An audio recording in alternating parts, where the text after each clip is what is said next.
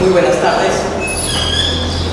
Con su venia, señor presidente, señores miembros del jurado, voy a dar inicio a la exposición y a la defensa de mi tesis de la maestría en Derecho Procesal aquí, en mi casa de estudios, la Universidad Nacional de Rosario, Argentina. Dicha tesis la hemos titulado Inconstitucionalidad del proceso de amparo residual regulado en el Código Procesal Constitucional peruano. En una coyuntura por la cual los estados están pasando por una mutación de un estado legal de derecho hacia un estado constitucional de derecho, cuando nos propusimos desarrollar la presente tesis, deseamos focalizarnos con una temática acorde con el alcance de nuestra maestría, es decir, de un alcance latinoamericano. Entonces, de acuerdo con este Estado constitucional de derecho que pretenden y se rogan todos los países de nuestra América Latina, hay una institución que sirve de referente, hay una institución que configura una radiografía de si es o no un país, un Estado constitucional de derecho. Y esa figura es el amparo. Este amparo que se ha desarrollado a lo largo y a lo ancho de toda nuestra América Latina, desde aquella regulación en la Constitución yucateca de 1841 hasta nuestros días, ha existido y sigue existiendo una marcada preocupación por la institución, por la figura del amparo. A decir verdad, ha tomado diversas nomenclaturas, como por ejemplo, derecho de protección en Chile, derecho de tutela en Colombia, mandato de seguranza en Brasil y en otros, como el nuestro, como este, que se le ha denominado amparo, el cual ha tenido un desarrollo diverso. En algunos casos ha nacido de una ley, en otros casos ha nacido de una constitución. En algunas circunstancias su desarrollo legal ha sido exclusivamente para actos que lesionen derechos fundamentales por parte del Estado. En otros casos, como en mi país, no solamente el que lesiona es el Estado, sino también el particular. En esa tesitura, en ese marco teórico, es que nosotros hemos realizado el recorte de nuestra tesis y la hemos focalizado en el Perú. En el Perú porque la postura que pregonamos es más que minoritaria, que va contra la corriente, que va contra las autoridades académicas de mi país. Es así que el 31 de mayo de 2004, en el Diario Oficial del Peruano, salió publicada la Ley 28.237, el nuevo y flamante Código Procesal Constitucional, el cual entró en un periodo de vacatio legis durante 6 meses. Y durante estos 6 meses, los 6 autores del Código viajaron a diversos puntos en el Perú para justificar su implementación. Es más, llegaron turistas de diversos lugares, como por ejemplo, de aquí, de Rosario, Argentina, para señalar las bondades que nosotros reconocemos que las tienen. No obstante, estas bondades son desarrollar todos los procesos constitucionales en el Perú. Si bien es cierto, se encontraban ya enunciados en la Constitución, existía un desarrollo legal que se encontraba disperso. Entonces, el gran mérito de este código era darle una organicidad, era darle un orden, era darle una perspectiva más entendible a los justiciables. Es más, se resaltaba que era el primer código procesal constitucional en el Perú y en el mundo hispano. Claro está, dejando a salvo los antecedentes como serán aquí en la Argentina, en la provincia de Tucumán, que es solamente de un alcance provincial, más no de un alcance nacional. Sin embargo, en medio de toda esta algarabía por esta joya y modelo legislativo que es considerado hasta el día de hoy el Código Procesal Constitucional, muy poco se detuvieron a pensar cuál era el cambio más revolucionario que había traído consigo esta norma. Esto es, una especie de mutación legislativa respecto al amparo. En efecto, el amparo en el Perú comienza a asomarse de una manera muy tímida a mediados del siglo pasado. Es más, no tenía personalidad, identidad propia, puesto que aparecía como un apéndice del habeas corpus, a tal punto que se le denominó habeas corpus civil. Es decir, con la Constitución de 1979, que ambos adquieren rango constitucional, por el cual el amparo adquiere partida de nacimiento propio.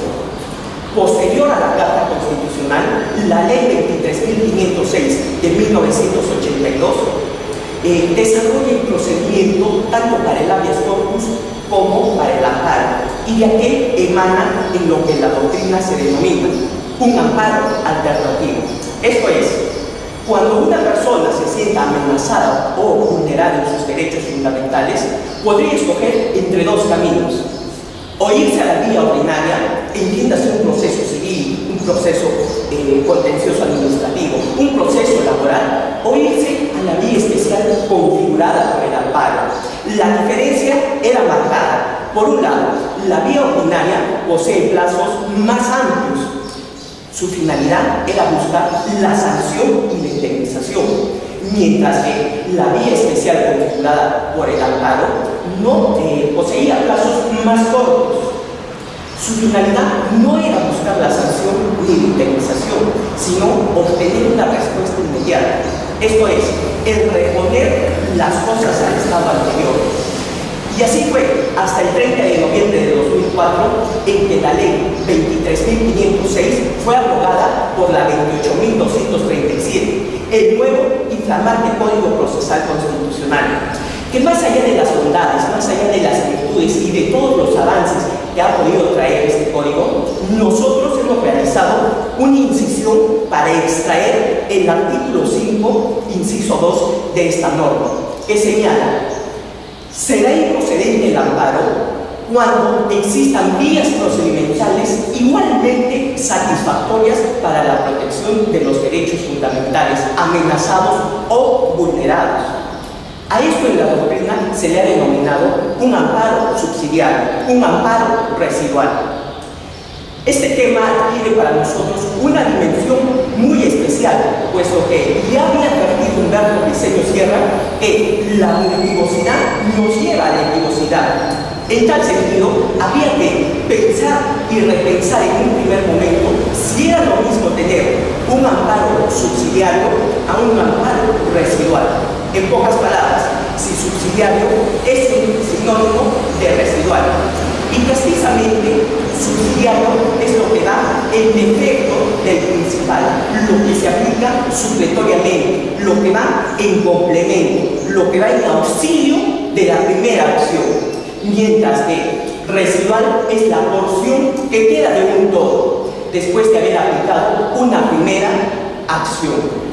En ese orden de ideas, en este contexto, es imprescindible señalar la definición positiva y negativa del amparo, puesto que para entender la causal de improcedencia, materia de análisis de nuestra tesis, es imprescindible admitir con carácter previo la naturaleza residual del amparo. Entonces, ¿qué significa tener un proceso de amparo de naturaleza residual para la defensa de nuestros derechos fundamentales?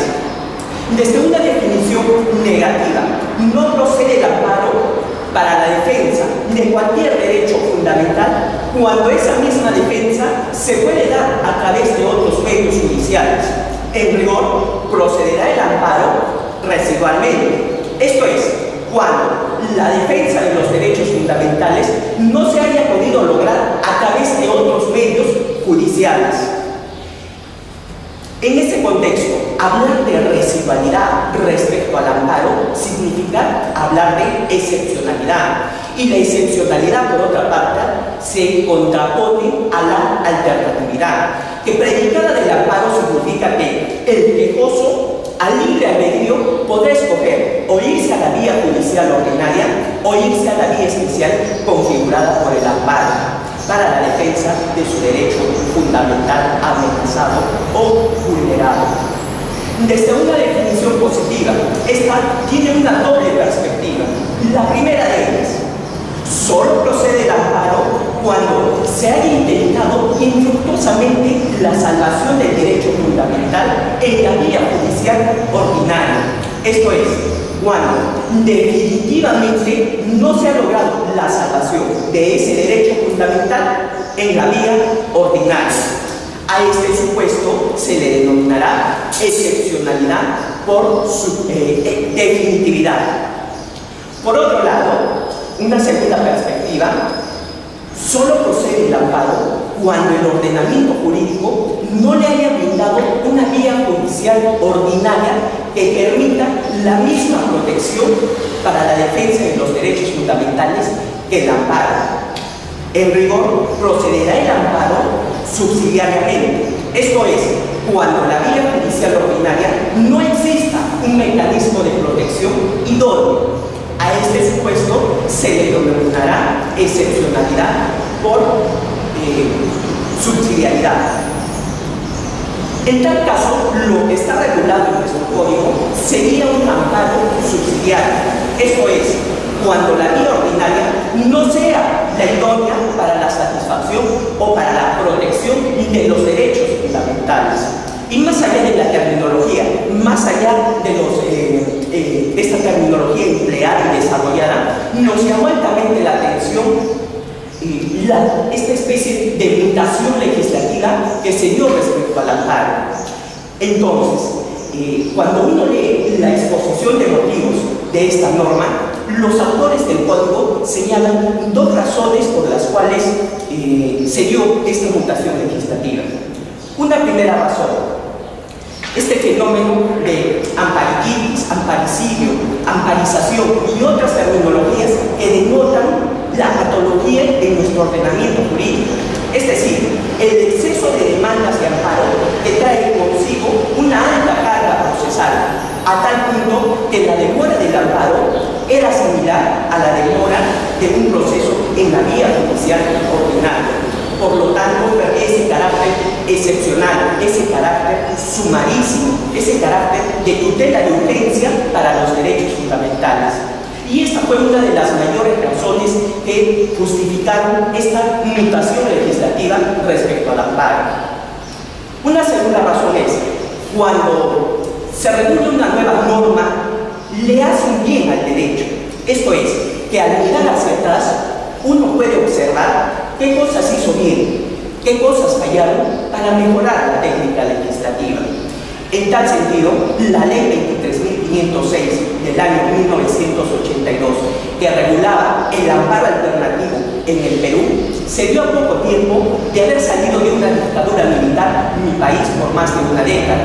Durante esa dictadura militar, prácticamente las garantías se redujeron a la nada. Entonces, de vuelta a un gobierno democrático, era imprescindible la multiplicación de los derechos fundamentales. Y ya habiéndose consolidado un Estado constitucional de derecho, era imprescindible una nueva regulación según los autores del código. Cuando volvemos a leer la exposición de motivos de esta norma, quedan preguntas en el tintero que son las que nos estimularon a analizar la temática de esta tesis que nos trae hasta acá, hasta Rosario, hasta Argentina. En primer lugar, este fenómeno de amparititis, de amparicidio y amparización se dio de una manera parcial, y cuando las cosas se ven de una manera parcial, casi siempre nos llevan a un error. Esto es, cuando se responsabiliza únicamente al que se encuentra en la parte exterior del mostrador, es decir, del abogado defensor. Es más, existe o alimenta, nutre una postura que señala y que no compartimos del abuso procesal. Esto es, que a partir de la mala fe del abogado intenta que el proceso se vaya por las ramas y que permanezca esta incertidumbre jurídica, a tal punto que se lo estigmatiza al abogado defensor como el cuestionado. Y jamás uno se puso a pensar qué tanta responsabilidad tenía el que se encontraba en la parte interna del mostrador, es decir, del magistrado. Entonces, al responsabilizar únicamente al magistrado, al abogado defensor, no se podía saber cuánta responsabilidad adquiría el magistrado en este fenómeno de amparititis, de amparización.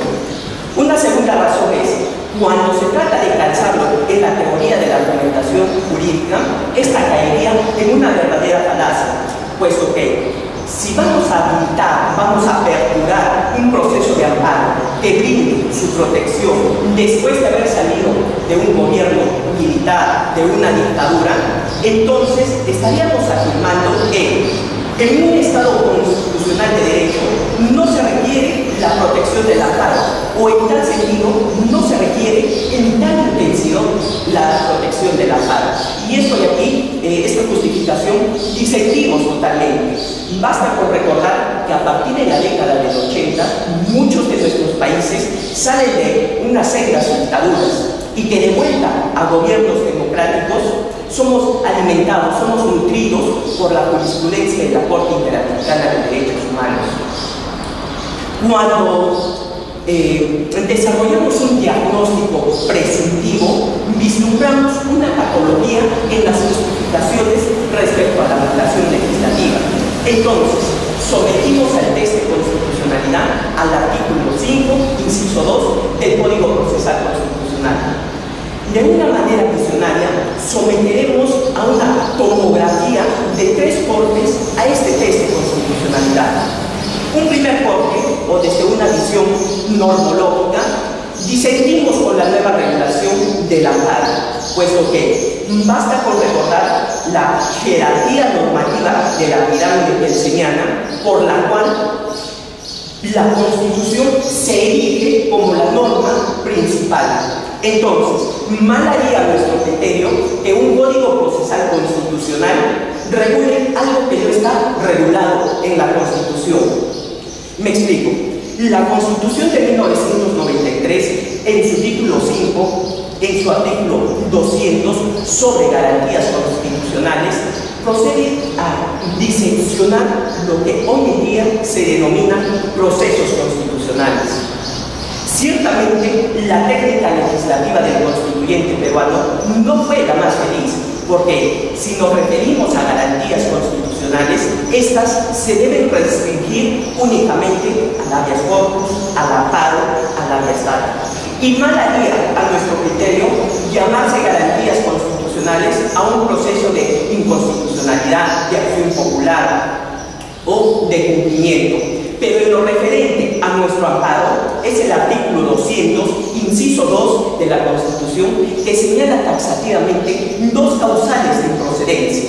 La primera de ellas: será improcedente el amparo contra normas legales. Posteriormente, la jurisprudencia constitucional de mi país señaló como remedio, como medicamento al proceso de inconstitucionalidad. Y a renglón seguido anota: será improcedente el amparo contra resoluciones judiciales emanadas de un proceso judicial regular. Ergo, de un proceso irregular procedería el amparo. Por consiguiente, podemos vislumbrar de este artículo de la Constitución que restringe claramente las causales de improcedencia del amparo. Si bien es cierto, el Tribunal Constitucional peruano es el supremo intérprete de la Constitución, como se ha autodenominado, como se ha rebautizado, y sus interpretaciones son vinculantes a todos los poderes del Estado, no entendemos hasta el día de hoy de dónde está interpretado esta causal de improcedencia, puesto que de las 2 causales de improcedencia señaladas en la Constitución no se interpreta que cuando existan vías procedimentales igualmente satisfactorias se deba restringir el amparo. De modo que existe un corte umbilical entre el texto constitucional y el Código Procesal Constitucional, de modo que encuentra base nuestra hipótesis de cuestionar el amparo en el país. Visto por otro lado, pero en sede supranacional, la nueva regulación del amparo de carácter subsidiario, que normalmente se llama residual, no se condice con la Convención Americana de Derechos Humanos, puesto que en su artículo 25, inciso 1, señala que toda persona tiene derecho a un recurso rápido, sencillo y eficaz. Si bien es cierto, la Convención es del año de 1969, muchas veces se interpreta, se recurre a la Corte para que interprete. Esto es, la Corte Interamericana posee una doble competencia. Por un lado, una competencia jurisdiccional y por otro, una competencia consultiva. Es así que en las opiniones consultivas 887, 987 y en demás jurisprudencia ha señalado de manera irrefutable que este proceso, este recurso rápido, sencillo y eficaz no es otra cosa que el habeas corpus y el amparo. Entonces, este artículo 5, inciso 2 del Código Procesal Constitucional no encuentra una peana, no encuentra una base de donde sostenerse, ni de la Constitución ni de los tratados internacionales de derechos humanos. Es más, la cuarta disposición final y transitoria de mi Constitución señala que en la interpretación de los derechos fundamentales debe existir un vaso comunicante entre la Constitución y los tratados internacionales de derechos humanos en los que el Perú es Estado parte. Nuevamente encuentra base nuestra hipótesis de cuestionar el amparo en el Perú. Desde un segundo corte, desde una visión sociológica, analizaremos si existen vías igualmente satisfactorias para la protección de los derechos fundamentales, con la finalidad de establecer que tanto lo que aparece en la ley configura una radiografía de la realidad peruana. Mi país se encuentra en una etapa de adolescencia respecto a la competencia de los jueces en materia constitucional. Esto es, cuando se interpone una demanda de amparo, va un juez constitucional. Subrayo, en el mejor de los casos, porque esto se podrá dar en Lima y en algunas capitales de departamento. Pero en el interior de mi país, estos procesos serán conocidos por un juez civil o un juez mixto. Por ejemplo, Arequipa, mi ciudad, la segunda ciudad del Perú, recién desde el 1 de julio de 2015 entró en funciones el primer juzgado especializado en lo constitucional. Es más, heredó una carga procesal del 50% proveniente de los juzgados civiles y mixtos. Ergo, la apelación es conocida por una sala civil, lo que denota una vez más la patología, la incongruencia de nuestro ordenamiento jurídico. No obstante, la bondad de este juzgado especializado en lo constitucional radica en la celeridad que se le va a dar a los procesos constitucionales donde se sumerge el amparo. Por otro lado, el magistrado que fue designado a este juzgado constitucional fue en la calidad de provisional. Consideramos que para hablar de una verdadera justicia constitucional, de unos verdaderos procesos constitucionales, se deben nombrar magistrados en la categoría de titulares. ¿Para qué? Para que tengan una mayor producción y mejores sentencias. Asimismo, se debe respetar el principio de especialización. Esto es, que el magistrado tenga estudios en materia constitucional, pero, ojo, sin llegar a una cartonitis. Esto es, dar mayor importancia a la competencia de la experiencia y recién allí podríamos hablar de verdaderos procesos constitucionales, de una verdadera tutela constitucional. Si no tenemos un desarrollo de magistrados en materia constitucional, si nos lleva a confusión esta naturaleza bicéfala que tienen los órganos jurisdiccionales y constitucionales en el país, por un lado a un poder judicial, por otro lado al Tribunal Constitucional. Ambos órganos resuelven procesos constitucionales, lo cual nos puede llevar a una conclusión que más o menos ha quedado esclarecida como que el Tribunal Constitucional es el supremo intérprete de la Constitución, como se ha autodenominado, como se ha rebautizado, y que el Poder Judicial es el supremo intérprete de la legalidad. En pocas palabras, en estos casi 12 años de vigencia del Código Procesal Constitucional peruano, se ha pasado de la amenaza que se tenía que el abogado defensor presente demandas de amparo de una forma casi degenerativa hacia el otro lado. Esto es, al no tener magistrados especializados en lo constitucional, estamos viendo casi el rechazo liminar de la demanda para que se vaya a la vía judicial ordinaria. Esto de acá es de honda preocupación, porque estamos viendo cercenado una vez más el derecho de acceso a la justicia. No obstante, con la reingeniería que está llevando a cabo el Consejo Nacional de la Magistratura de mi país, confiamos que mejore los servicios de justicia, disminuya la provisionalidad y prime el principio de especialización. Finalmente, desde un tercer corte, desde una tercera visión, la visión principista, la Constitución viene a ser la fibra, viene a ser la silueta de la nación y rescata un valor supremo. Esto es, en el artículo 1 establece la defensa de la persona humana y su dignidad son el fin supremo del Estado y de la sociedad. Dentro de 2 minutos se cumple 30. Perfecto. Muchas gracias, señor presidente. Entonces, la persona siempre tiene que estar por encima del Estado. A nuestro criterio, fue un amparo regulado a medida del Tribunal Constitucional, es decir, un amparo pro-Estado.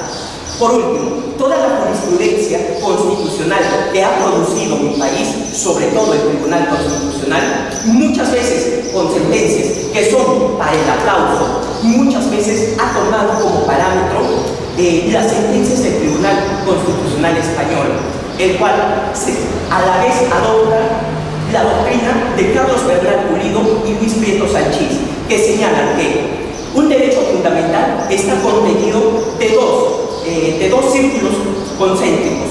El primero de ellos, una zona medular. Esta zona medular donde está vedada la intervención del legislador, y una zona adjetiva donde sí está permisible la legislación por parte del legislador peruano. Ergo, es un contenido no esencial. Nosotros disentimos totalmente de esta postura, porque si habláramos de un contenido no esencial de los derechos fundamentales, entonces estaríamos hablando que no existe un derecho fundamental y por tanto dejaría de ser la razón de un Estado constitucional de derecho que pretende y se roban todos los países, incluido el mío.